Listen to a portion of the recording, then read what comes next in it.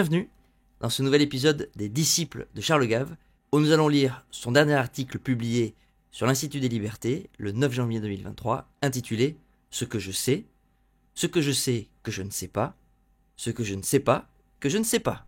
J'ai toujours pensé qu'il fallait investir en fonction de ce que je savais, et non pas en fonction de ce que quiconque, moi y compris, pensait aller se passer.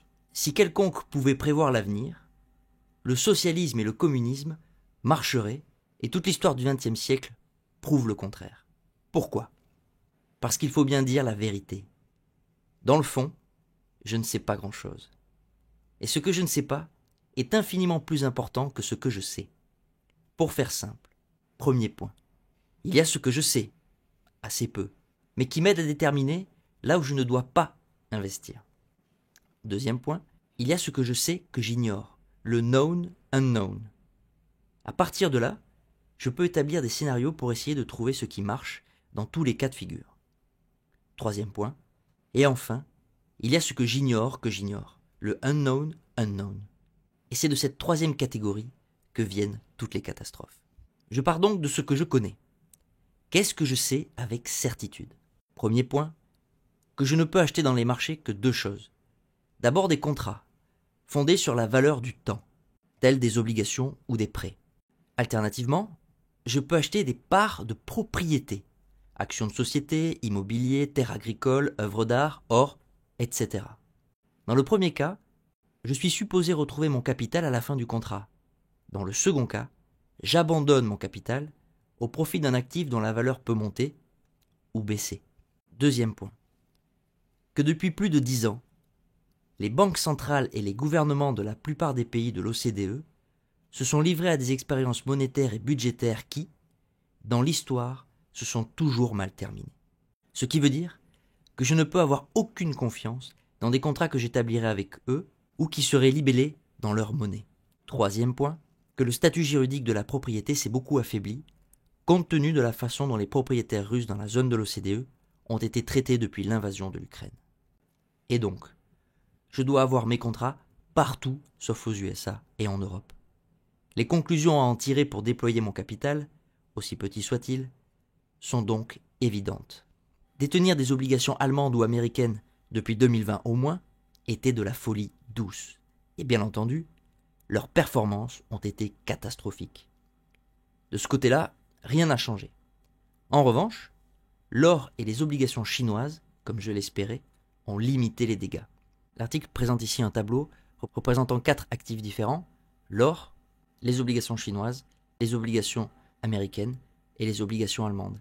Si vous aviez 100 de valeur au 1er janvier 2020 sur un de ces 4 actifs, vous auriez aujourd'hui 101 avec l'or, 94,8 avec les obligations chinoises, 75,4 avec les obligations américaines et 63,6 sur les obligations allemandes.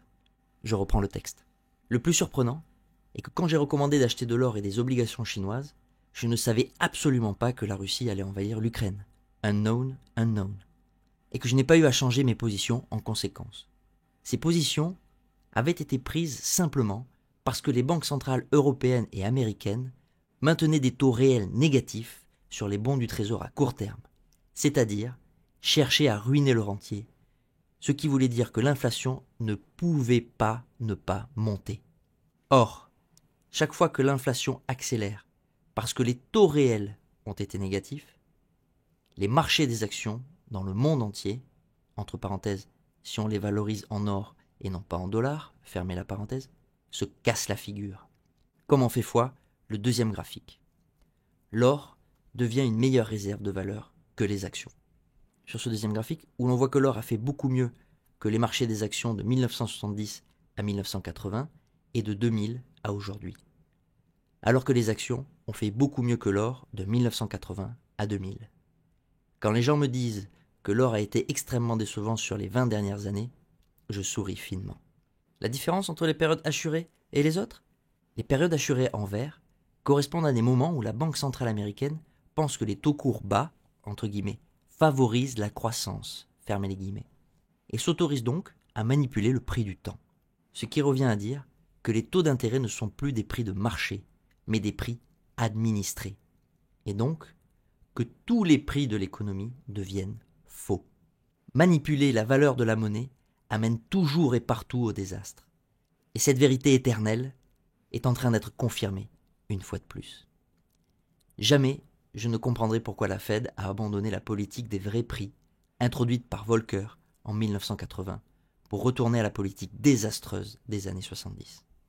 Et donc, depuis 2003 peut-être, et certainement depuis 2008-2012, je sais que les actions pourraient se casser la figure. Et donc, je sais que je ne peux plus avoir un portefeuille 100% actions comme de 1980 à 2000.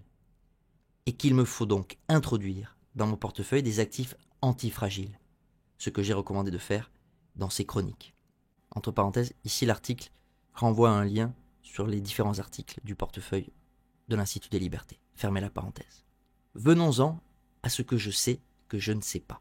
Je sais que la politique actuellement suivie par la Fed et la BCE condamne ces monnaies à terme. Je sais aussi, entre parenthèses, mais je peux me tromper, fermez la parenthèse, que la Chine et l'ensemble des BRICS travaillent à remplacer le dollar et l'euro par quelque chose d'autre. Donc, je sais que la domination du dollar touche à sa fin. Je pense savoir que leurs discussions amèneront à une réévaluation du rôle de l'or qui verra son cours bloqué en une espèce d'équivalent énergie, du style 16 barils de pétrole par once d'or. Le pétrole pourra donc être payé soit en or, soit en monnaie locale, et nul n'aura plus besoin du dollar. Je sais aussi que cette possibilité est totalement antinomique avec les efforts pour sortir le monde de la dictature des énergies fossiles. Et donc, je me dis que les BRICS, qui ne veulent pas rester sous-développés jusqu'à la fin des temps, vont laisser tomber la lutte contre le réchauffement atmosphérique et qu'il vaut mieux avoir des actions dans les pays qui ne vont pas sevrer leur entreprise d'énergie, c'est-à-dire en Asie, en Amérique latine, en Afrique, au Moyen-Orient, et que sais-je encore.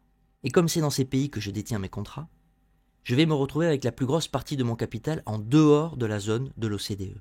Et tout le monde de me dire que de ce fait, je prendrai un risque énorme.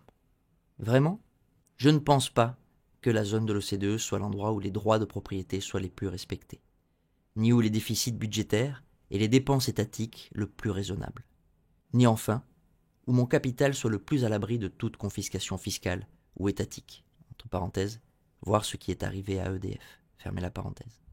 Et je me souviens de l'historique des placements sans risque dans l'histoire. Premier point.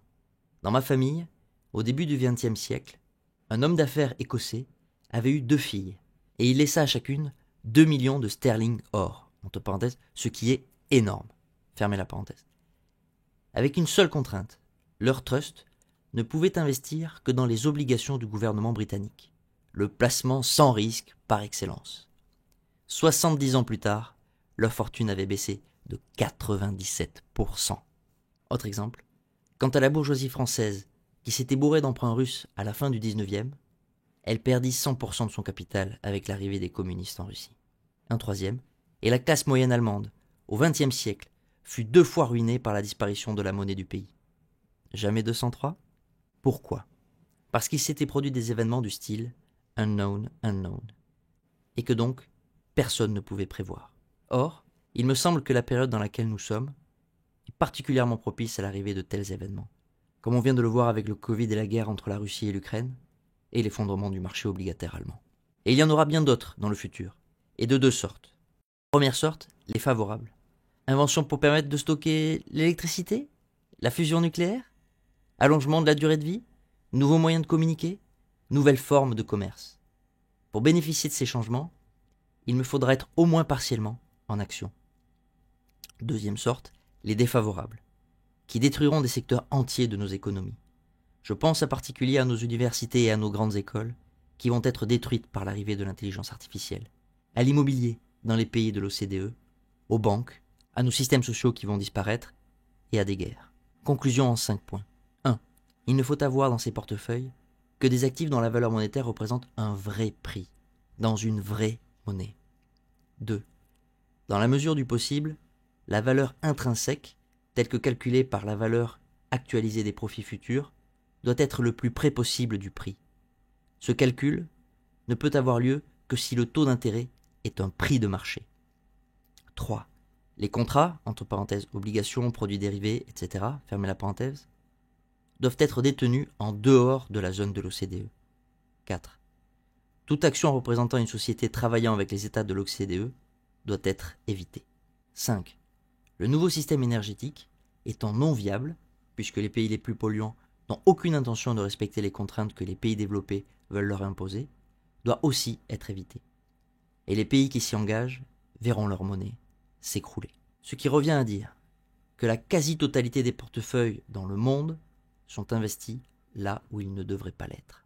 Et comme un bear market n'a lieu que pour faire baisser la valeur des affaires dont le temps de disparaître est venu, je crains que le marché baissier qui a bien commencé ne soit sanglant, puisque les épargnants ont trop de ce qu'il ne faut pas avoir et pas assez de ce qu'il faudrait avoir. Le réveil sera dur. Article de Charles Gave sur l'Institut des Libertés, 9 janvier 2023. Laquelle pousse, abonnez-vous, prenez soin de vous. À très vite.